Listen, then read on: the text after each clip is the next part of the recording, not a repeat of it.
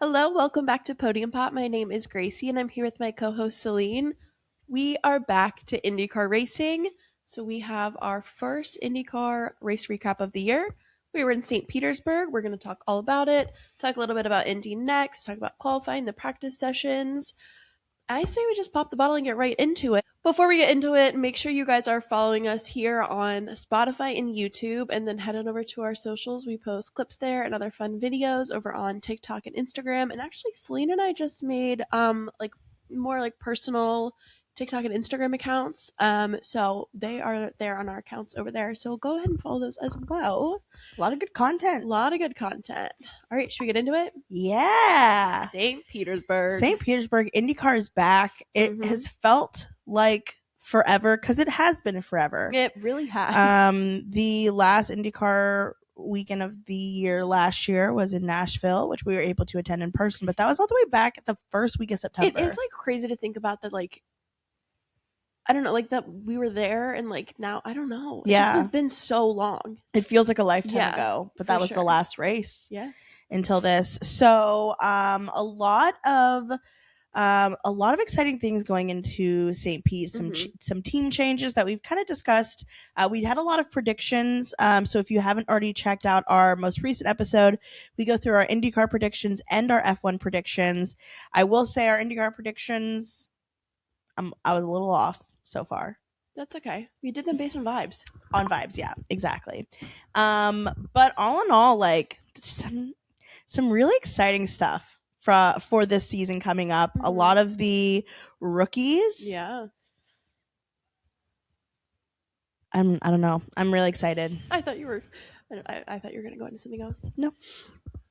So should we go over indynxt in full and then do IndyCar in full? Yeah, let's do it. Okay, indynxt. So it is my goal this year to focus a lot more on the feeder series and really make sure I'm getting ingraining myself in the feeder series culture. Learning the prospects. I want to know wheel, years from now when a new rookie comes in to F1 or to IndyCar or to IMSA, and I'm going to know the lore.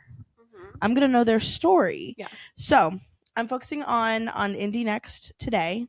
I watched it throughout the weekend and I was pretty locked in. Nice. I've attempted to watch IndyCar races in the past and I haven't always done a great job of it, but I was pretty locked in. I love that. So if you've never watched indynxt, it is set up almost exactly like IndyCar. Yeah. This weekend they had 2 practice sessions, a qualifying session, and then the race. Now this does change sometimes for like special cases, like they might have 1 less practice session, or they might sometimes have like 2 races in a weekend, just to kind of make up the schedule. But for the most part, it pretty much matches and reflects what the IndyCar race is doing. They go to almost every race, not every single race. For example, next week they will not be in Phoenix, but they will be in Arlington. So something that was just a bit of a, the groundwork. Yeah. So we have a lot of familiar names in indynxt. You're familiar with some of them. James Rowe, who we know from IMSA, is back for indynxt. He's done indynxt before. Enzo Fittipaldi is joining the grid this year.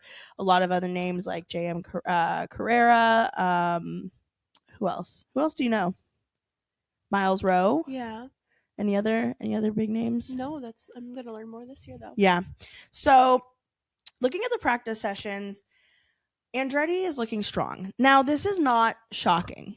Andretti has been a powerhouse in indynxt. Obviously Dennis Hauger, who's now in IndyCar, drove for Andretti in indynxt last year, and he won practically every single race.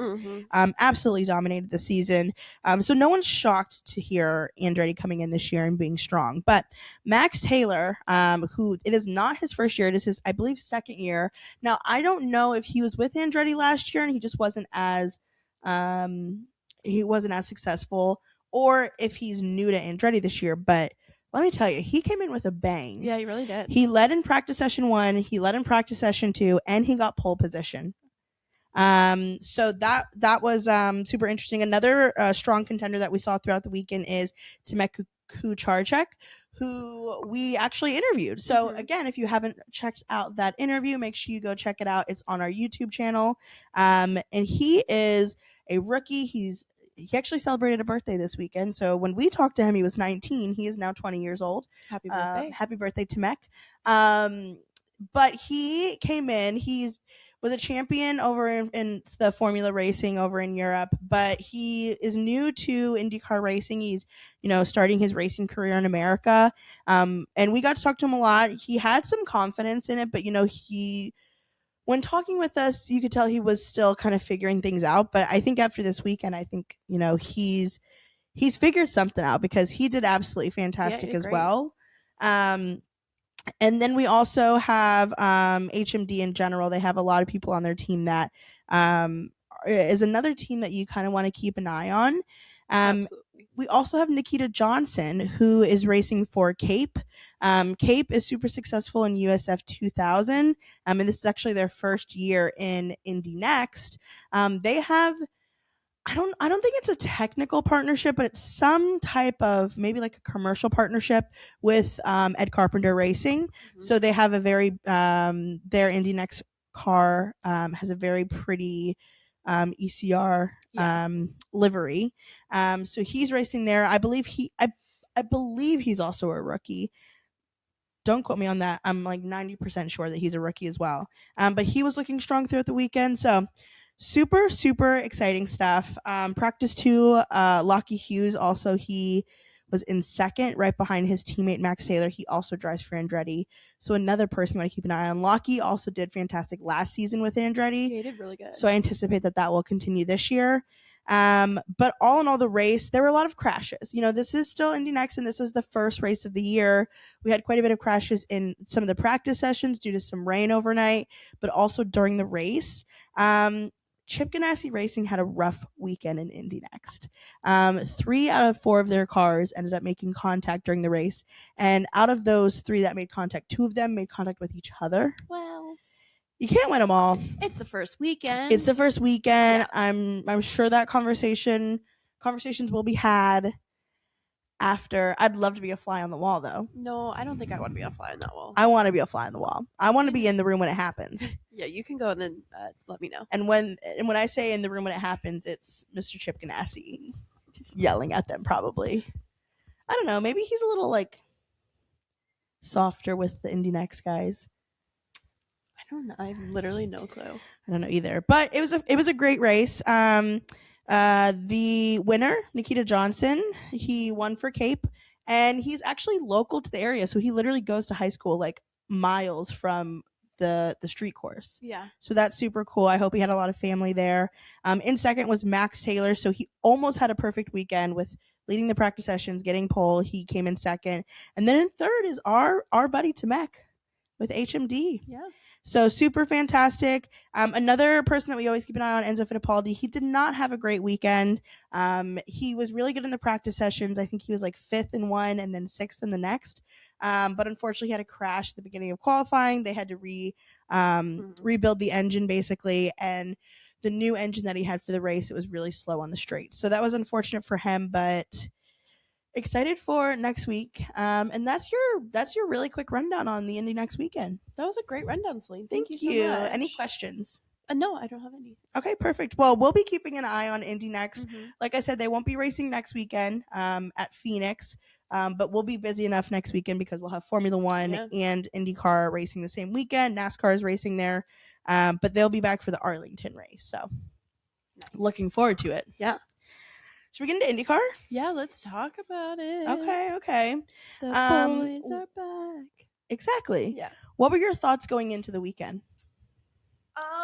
Honestly, I was just like excited. Yeah. For it to be back. I feel like over winter break, I really wasn't like, in past years, I've kind of still been ingrained in like, the motorsport, like winter break, people like talking on the internet or whatever, but I was like very excited for it to be back. Yeah. I feel like in general, all of the drivers, both IndyCar and Formula One, were a lot quieter this winter break. They were pretty quiet. And I think it's because there were just no like major moves happening. I guess the biggest move that between the two would be Will Power going from Penske to Andretti.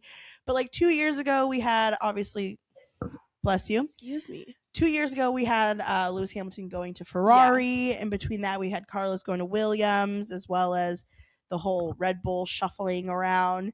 But this year, it was pretty quiet. Will to Andretti, and also, then like, Will kind of came like right after Nashville, right. So we also had time to process. Yeah, that, we had a lot of time. And then Formula One was pretty quiet too during the off season. So it was really kind of hard to keep up with. It was hard to, I guess, what we're like thinking about motorsport, like, no news coming out. Yeah, there wasn't a lot. Yeah, even last year too, we had the F175 event where like that there's a bunch of lead up to that. We didn't have that this time. Yeah. So yeah, quiet winter break, but it feels good. We were sitting on the couch watching the IndyCar race, and Gracie was like, "It feels like spring." No, I was like, "Yeah, spring is back. It's a little warm outside. We're watching IndyCar." March 1st. I had like my blinds open. She was sipping on a nice coffee. I wish I had one. I was a little jealous. Sorry. It's okay. It's not your fault. Okay. All in all, though, it feels good to have IndyCar back. Yeah, it really does. I would have loved to be in St. Pete. I wish we could have gone. I know. I love, like, we were talking about that too. I love St. Pete as a city. We've gone a few times as like our friend group for vacations. Yeah, we've been there a couple times. Yeah. We went a couple times for spring break in college. And then we went once as adults, I guess. We still called it spring break. We were still calling it spring break. We were full-grown adults. Well, one of our friends is a teacher, so full-time like jobs. Her spring break. Yeah. But I do love St. Pete. So combining motorsport and a city that I already love could be on the list for next year. I know. I think so. It'd be fun. We've done the season closer twice now. Oh, I think it's time for a season opener. I think it's a season opener time. Okay. So we'll add that to the list for next year. We have got to go back to that breakfast spot that we would always go to. I cannot tell you the name of it. I don't remember a breakfast spot. Yeah, we went there like a couple times, and like we had the same waitress every time, and she was also from like our area. And we went there for trivia one night. Yeah. Actually, yeah. It was right next to the bar that did karaoke, but we never saw them do karaoke. They just advertised it a bunch. Yeah. Yeah. And we ran into Barb on the way there. We did, yeah. Yeah. Sorry. Side note. You all know Barb. It's okay. You're not supposed to know Barb. So yeah, we should go to St. Pete. Yeah. Practice 1. Mm-hmm.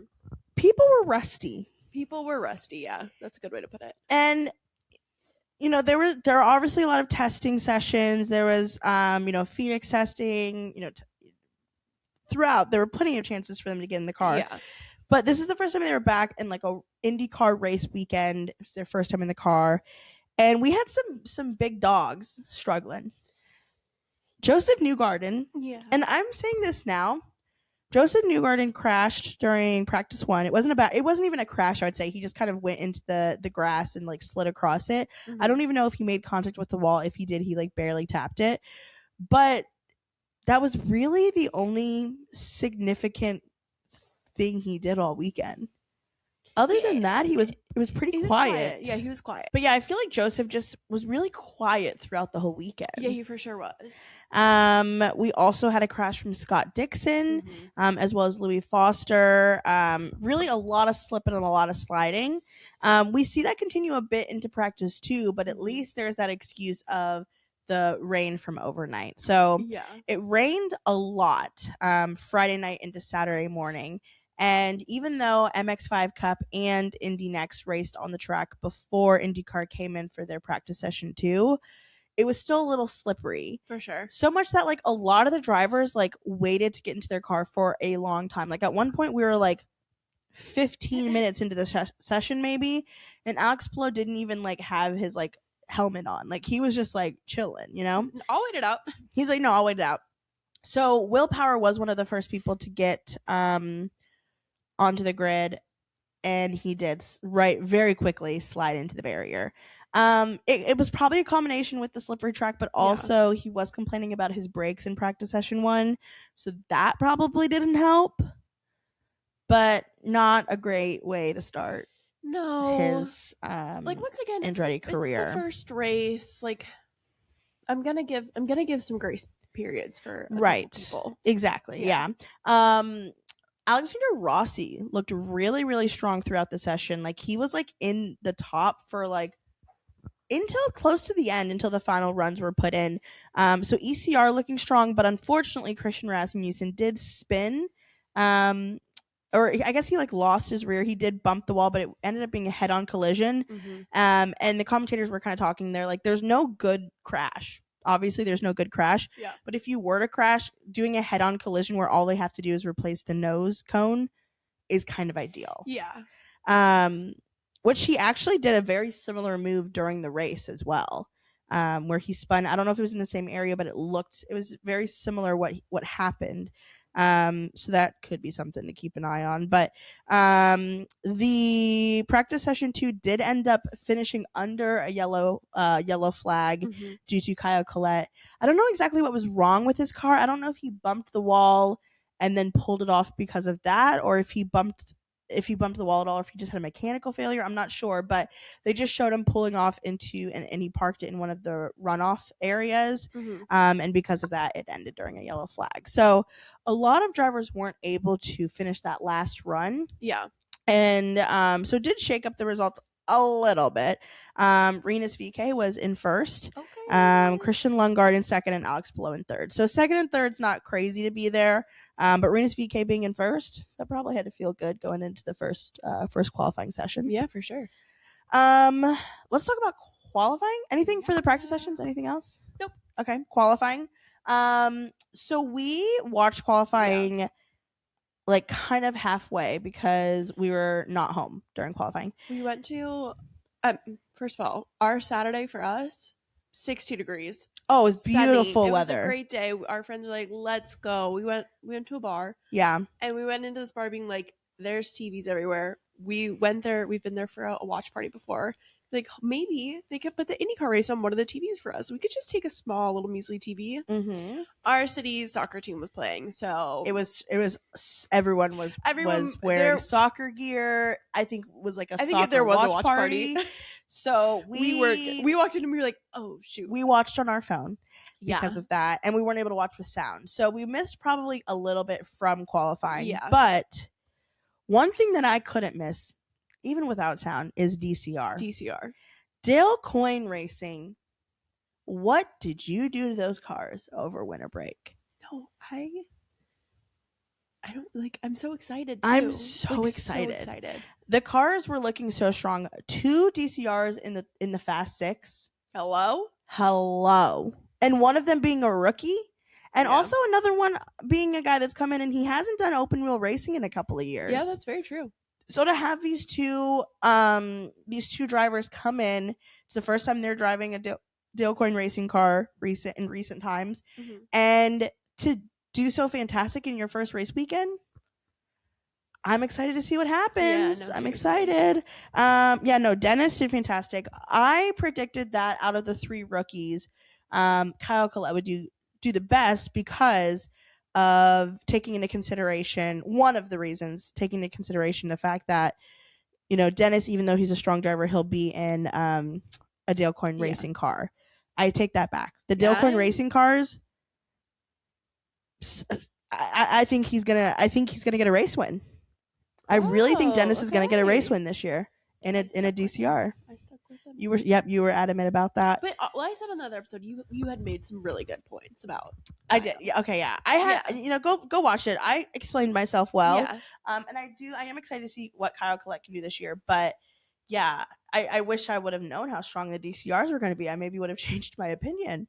But Dennis qualified. Dennis, who's a rookie, qualified in 3rd. That's crazy. 3rd place. It gives me chills thinking about it. Yeah, absolutely. We had the chance to interview Dennis after Nashville last year. So at the end of his indynxt season, after he already secured the championship. But just such a nice guy. Yeah, he was really nice. I feel very maternal towards him. Yeah. We've talked about this. I don't know what it is, but I feel like I'm rooting for him, and I root for the rookies in general. Just it happens that way, but specifically him, I'm so excited to see what he can do. And also I just think there's so much potential there. He's the next Alex Palou. I was just about to say, I feel like he gets especially last year when he was winning a lot in indynxt, it felt like the Alex Palou treatment in a way. everybody's like, all right, Alex won again, but nobody's really like hating Alex. Right, Yeah. exactly. And that's like, it is because he's such a nice person. Mhm. He races really, really like fair. Yes. He's never like to Ethical pull off wheel. the ethical wheel to Yeah. pull off these race wins. He's not like bumping people off track or anything. He's aggressive, but in a fair way. And Alex Palou is the same way. So like, even though you see them winning and winning and winning and winning and just keep like doing great, you also Mhm. are like, you might be not cheering for him, but you're like, I can't be mad about it. No, yeah, you can't. I can't be mad at it. So I do think that Dennis is like the future face of IndyCar.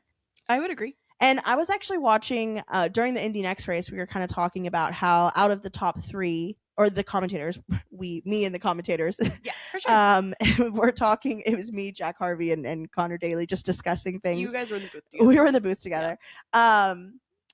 They were kind of talking about how the fact that in the podium for the indynxt race, 2 of them were rookies, and how a lot of the rookies came in really strong, or even not even rookies, but like young. Like I think even though Max Taylor isn't a rookie, I think he's still only like 20 years old. Yeah. Or he's young. And the future of IndyCar is just so like, there's so much like potential there. It feels good. It feels really good. Yeah. And I literally was like tearing up. Oh wow, I love that. I've been so emotional about young race car drivers this weekend. That is great. I'm ovulating.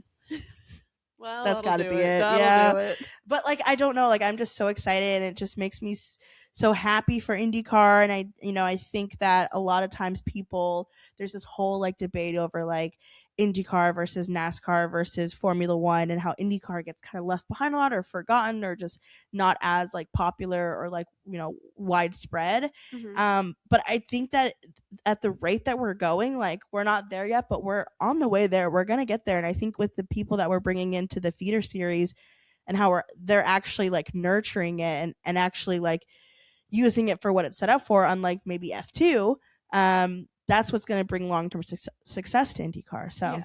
I'm really excited. Is like a sense of like pride watching like the younger drivers come up, especially like not even just like indynxt, like the USF pros and all that, like seeing that, and also seeing how much like they care about racing and like their job and how much they want this too. Yeah. I don't know. It is very cool to see. Yeah. It's just it's exciting to be able to like see someone race, and again, even like the USF 2000 races, or watching them being like, wow, like one day they could like I could be 10 years from now, and I could be watching them win the Indy 500. Yeah. Well, for sure. Which is super exciting. And also, something, we don't follow the USF 2000 like all of those super closely at all, but we've seen we've watched them because a lot of them are on the same race weekends as IndyCar. But it's exciting to see how many like female racers are in there too. Yeah, for sure. So again, like, it's happening, things are happening, and things are getting better, but it's just seeing the long-term success from that and all of that. But but yeah, anyways, Dennis, we're rooting for you. Podium Pop is a big fan. And then Scott McLaughlin had pole. Yeah. And I think Scotty, he needs a good year. Yeah, that was, I think, a very, very, very good way for him to start. Yeah. And I say like he needs a good year, not like he needs it to keep his seat. Like, I think in his heart he needs it. Yeah. Joseph too, which we talked already a little bit about how Joseph kind of had a bit of an insignificant weekend. There are like weeks that go by during race weekends, and this happens for Formula One too, or really any racing series, but like, I forget about people sometimes. Like, yeah, like I'm like, oh my god, like, you were so quiet during the race. I forgot you were there. Yeah, that happens. Yeah, like, there's also a lot. Yeah, there's a lot of drivers. Yeah, which we were talking about that too. Like, we were watching the race, and then it was like Kiffin Simpson like pulled off like a great overtake, and we're like, oh my gosh, Kiffin. Yeah, Kiffin, he's there. We forgot. So it's just it's like not even in like a negative way either. No, it's not. Yeah, it's absolutely not negative. It just happens. The commentators and the TV focuses on specific drivers more. But Scotty got pole, which is super exciting. First pole of the year. But I just can't get over the DCRs. I seriously can't either. It's amazing. It is amazing. I hope it like stays. I know. Yeah. I like I'm getting excited. I'm very excited for them, and like Dennis finishing the race in 10th. Yes, Like, I think so. And both of them were in the top 10. Like, very excited, but I don't want to get myself like too excited. Right. I don't know. It's the first race is always like anything could be shaken up, but like in a couple races, and that's when I'm gonna start feeling a little bit more comfortable with it. Get settled in. Yeah, you know, the crypto sponsorship is working for him, as much as I hate to say it. No, seriously.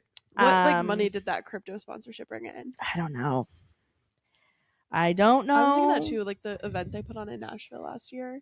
Yeah, it was a nice event. It was a nice event. Yeah, we got free breakfast. I was gonna say, yeah, it was like, where was it? At Mel's? Yeah, Mel's Diner. But yeah, so pretty good qualifying, and then we have the race, first race of the year. Can I be a little honest? Yeah. It's not the most boring race I've ever watched, but I was kind of thinking there would have been a little bit more excitement. Yeah. And I wouldn't categorize it as like a boring race. I feel like me saying the word boring is probably a bad way to start it. I don't know. I just thought there might have been a little bit more. Yeah. Not to say that there wasn't things that happened. Yeah. I don't know. I feel like St. Pete, it's either like caution, or like a caution and then nothing. Yeah.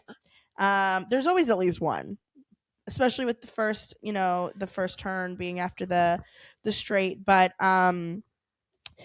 yeah, the race starts and Alex immediately overtakes Dennis, or they were going back and forth. But Alex does overtake Dennis for second. Scotty Mack holds on to first for a while. But Dennis quickly gets overtaken by a couple people, ends up in fifth.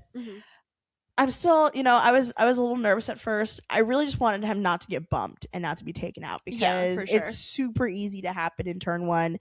Unfortunately, not all of the rookies were as lucky as Dennis, because we did have a situation. It wasn't in turn one, but it was during lap one. It was in turn 4. Yeah. Where we had a situation where Stingray, he locked up and basically went long a bit.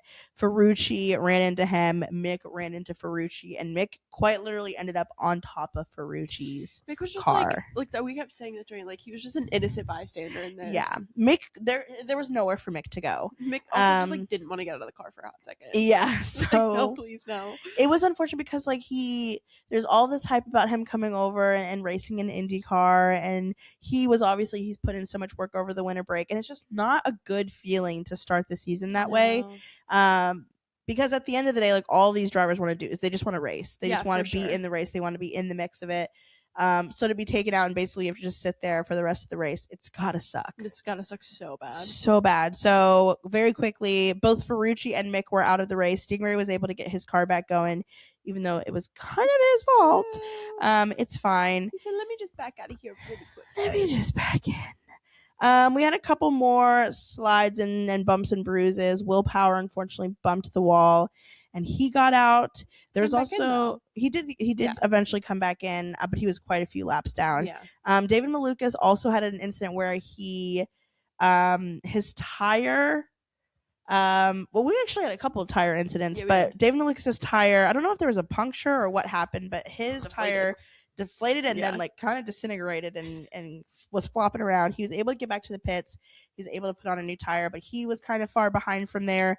And then we had Scott Dixon, who I guess like the wheel nut just fell off, or it wasn't put on correctly, because he was driving and then his tire just came off and was driving next to him. But like so smoothly too. It just so smoothly. Except the tire started bouncing and it almost went over the fence, which is super scary.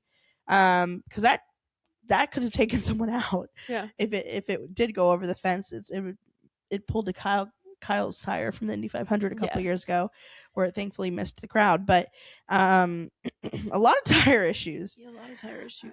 We also had Christian Rasmussen do a little bit of a spin. He stayed out of the wall, but he did a little spin, and that was fine. So there were some cautions throughout, but for the most part, they stayed pretty green most of the time. Is there anyone that was shocking you during the race? Okay, well, I guess not shocked because Marcus Armstrong. And not like, obviously he's a good race car driver and he was doing really well for a while until he kind of fell behind. But yeah, I would say Marcus Armstrong. Yeah, I was super excited for Marcus. It looked like he was going to be, he was battling for a podium at one point. Yeah, for sure. And then just how with the pit stops and how those shook out. Kyle Kirkwood was in second for the longest time, behind Alex Palou. He near the end got overtaken by Scott Dixon because Kyle Kirkwood was running out of gas. I don't know. Yeah, I guess it was fuel, or was it energy? I think this was fuel. He was running low on fuel, so he eventually got overtaken by Scotty Mack, and then very, very quickly, almost immediately, also overtaken by Christian Lundgaard. Yeah. So that was the podium. Alex Palou won by like 15 seconds. Like, what are we doing? What a psycho. What a compliment. Psycho. Yeah, no, yeah. Compliment, but what a psycho. Our friend Andrea texted us and was like, he's got to be cheating, right? And like the crazy thing is that like he's got to be cheating, right? But like I don't think he is. No, yeah. I think he's legitimately just like that good, which is crazy. And then Scotty Mack ended up in second. So it's got to be a little disappointing coming off like when getting pole and then coming in second, but still when you compare it to how his season went last year, I'm sure he's happy with second. Yeah. And then Christian Lundgaard getting podium for his Arrow McLaren race. I think Christian Lundgaard, his measure of success this year, while he's obviously wanting to win and he's going to want to get first every year, I think if he consistently is outperforming Pato, that's what he and probably the team cares about, because Pato's a really strong driver, but Christian Lundgaard has so much potential. He's newer, but I think he has the potential to become like not their number one driver. We're not going to get into papaya rules here. Oh God. Sorry. I should have put a trigger warning on that. Seriously. But I think that if he can stay with Pato or outperform Pato, I think that will really be a true test of where he is as a race car driver. But that also brings into question Nolan Siegel.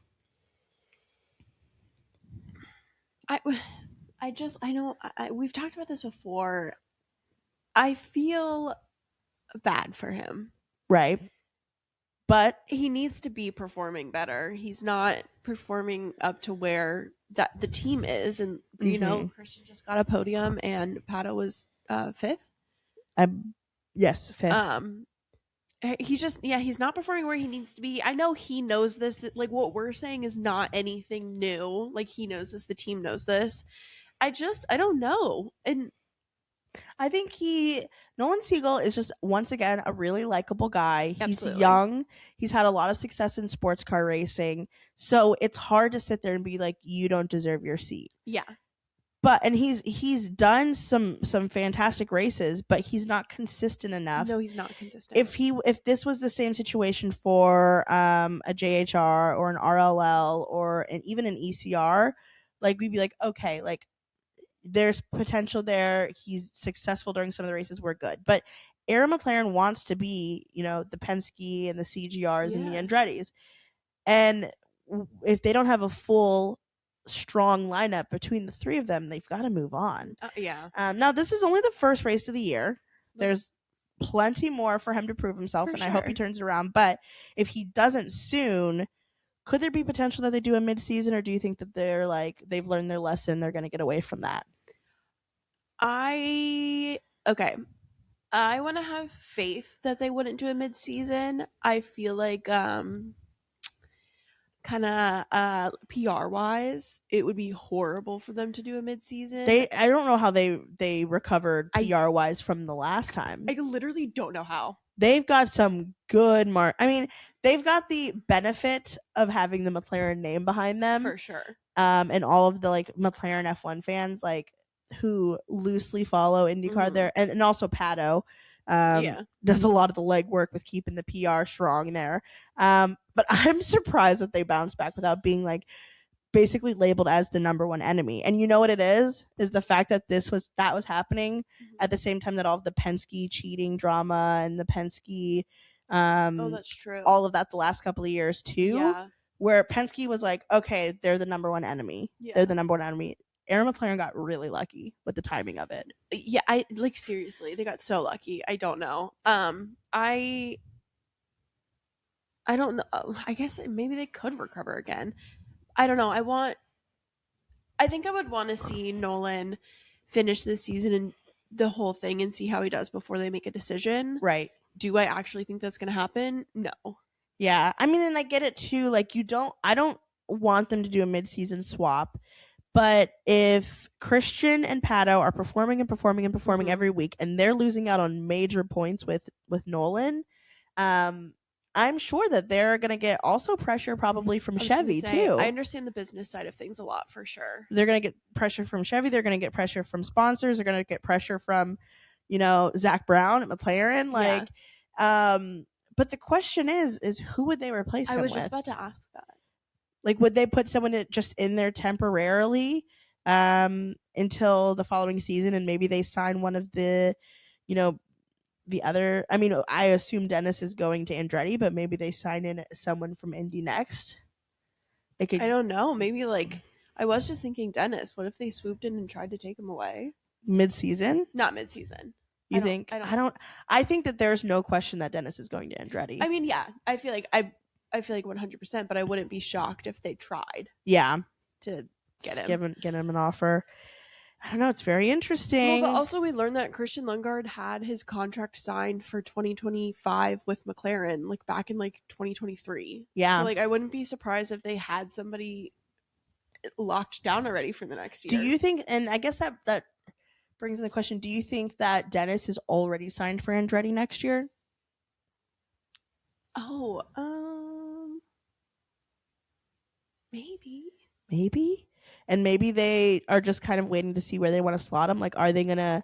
I mean, Marcus Ericsson is the most obvious choice to replace him with, but his contract is up this year, right? I'm not sure. Oh, okay, sorry. But Marcus Ericsson would just be the obvious choice based on performance wise. Yeah. But he did fantastic this weekend. Yeah. And if we have a situation, if Will Power pulls a Lewis Hamilton, what? And moves to this team and just can't get it down. Like, he was a powerhouse at Penske. He can't get it. He can't get it right at Andretti. Lewis Hamilton, powerhouse at Mercedes. He's gonna get it right at Ferrari. I hope Team LH does not find this. Sorry, Lewis. But anyways, if Will Power pulls a Lewis Hamilton and he cannot get the car down and he cannot figure it out, with Andretti by the end of the year, did they sign a multi-year contract with Will, or was it ever? I don't know that. I don't know the answer. I don't know either. But if it wasn't, I think there's potential that they almost sit Will down and say, dude, maybe it's time you retire. I don't think that's going to happen. You don't think so? I think Will figure it out. I think so too, but I'm saying if he doesn't figure it out, I think they'll say, you got to retire. We might bring in Dennis in your spot. And that's only if he doesn't do good and if also Marcus Ericsson performs this year. Yeah. Okay. Which, again, during the race and during qualifying, he was performing. Yeah, he was. There's a lot of ifs, ands, and buts. Lots of them. But a lot of potential for some craziness at Arrow McLaren with Dennis not with Dennis coming in. Andretti with Dennis coming in. Yeah. I don't know. But yeah, I don't know who they would put in at Arrow McLaren.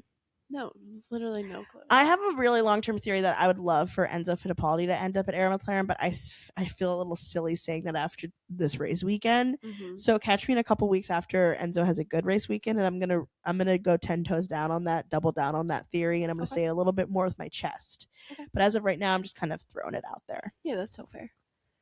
I love that theory. I'll stand there with you. Thank you. Yeah, you'll die on that hill with me. I don't think that's the hill I would personally die on. I'll die on that hill. I would die on the hill supporting my friend. Thank you. Yeah, that is so sweet. Yeah, of course. That is so nice. Yep.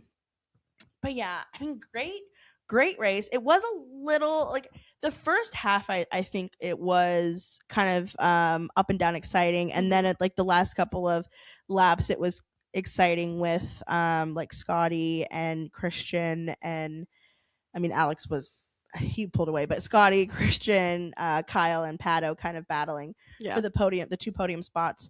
But yeah, for the most part, basically from lap 50 to 90, it was pretty boring. They're doing some solid racing, but solid racecraft going on. But solid, maybe kind of a. Never mind. I really lost my train of thought. That's okay. And we'll move on. Yeah, absolutely. Any predictions for Phoenix for IndyCar? It's an oval. Yeah, I was. So that could shake some things up. I mean, Dennis is still gonna, he's newer on ovals. He did, some last year, but he's newer. So that might be interesting. But he's still Dennis. He's still Dennis Hauger. Mick will be new to ovals. I'm gonna say Christian Rasmussen top 10. Yeah, Christian Rasmussen loves an oval. Loves an oval. Okay, Christian Rasmussen. I'm gonna say Christian Rasmussen podium. I'm gonna take it a little bit further. Yeah. I had the unhinged prediction in our last episode where we did the full season predictions for IndyCar, and I did go as far and say that I think Christian Rasmussen is gonna win the Indy 500. So I'm putting all of my oval eggs. All eggs are oval.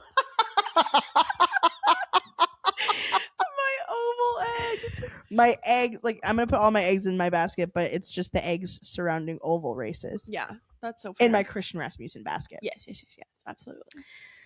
So every oval, I'm probably gonna predict him to do well. I think Joseph Newgarden also does great on ovals, so that will be interesting. But then again, I know Alex Palou doesn't love ovals. He obviously won the 500, and last year he kind of broke that stigma. But before that, leading up to the 500, he couldn't win an oval.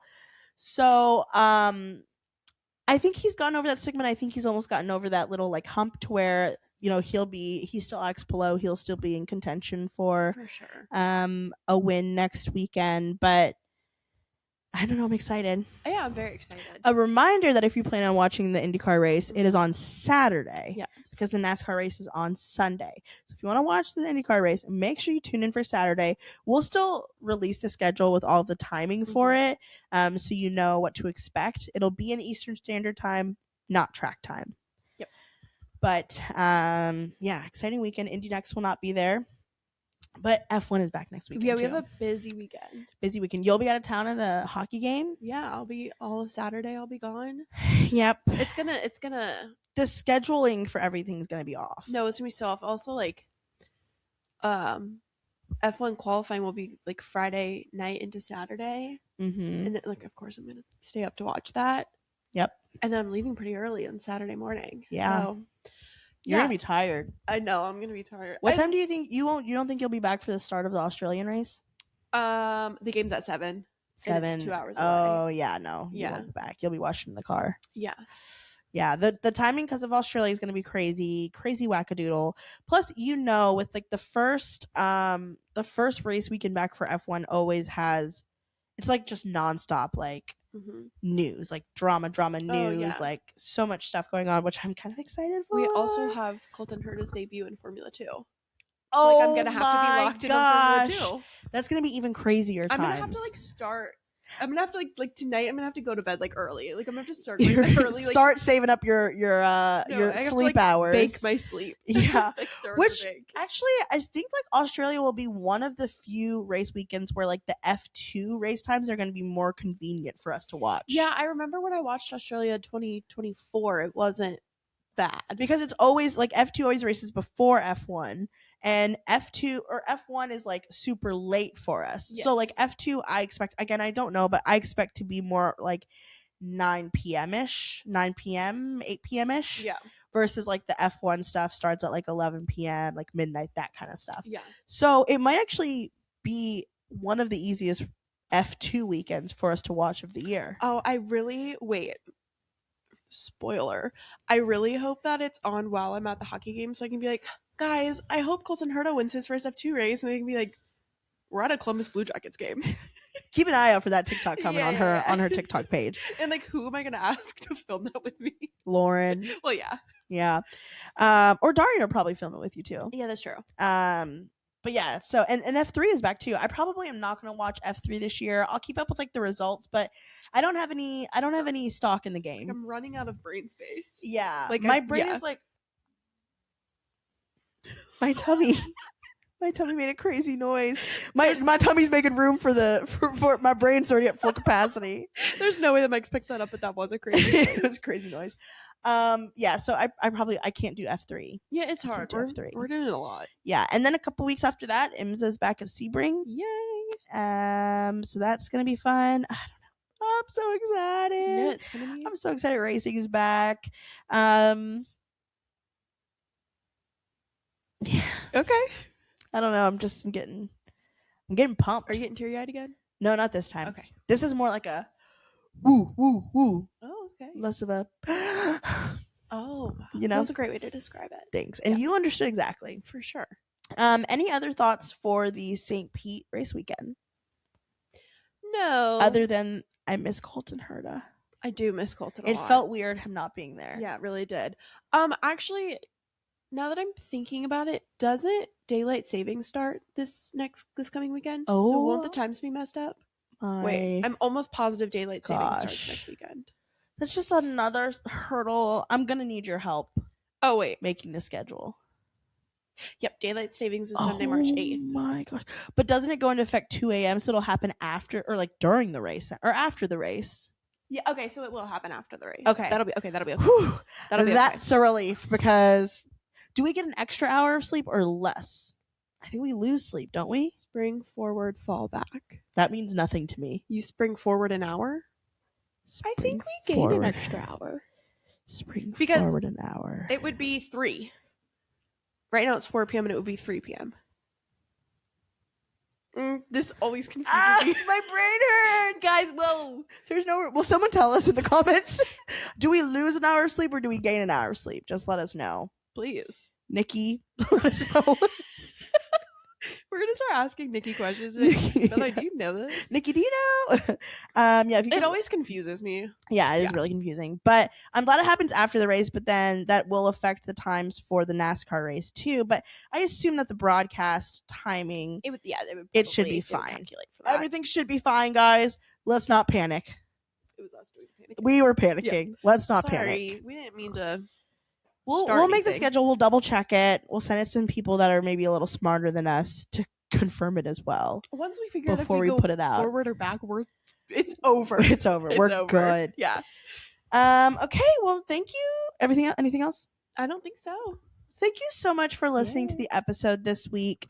Next week we will have a recap on the IndyCar race and the F1 race. Mm-hmm. I'm so excited. I'm so pumped. Make sure you go watch. We've done a lot of interviews recently, so make sure you go follow up on all those. We have a podium pop-up from our time in Daytona with Abby Hanlon. We got to interview Mick Kucharczyk. We got to have a joint episode with the FR Racing guys. A couple weeks ago we got to talk with Caleb Harris, who's another content creator for motorsport. So we've been busy. We've been booked and busy. No, and like we don't have a free weekend until I think like maybe April. I don't know if I have a free weekend until the end of F1 in December. No, I'm booked. I'm booked. I'm so booked. But with that being said, if you want to see us interview anybody else, if you know of anyone or if you want to be interviewed for it and you're listening here and you think you're like, hey, I have a good perspective on this, interview me. Let us know. Reach out. We'd love to interview you. So thanks so much for listening. Thank you. See you next week.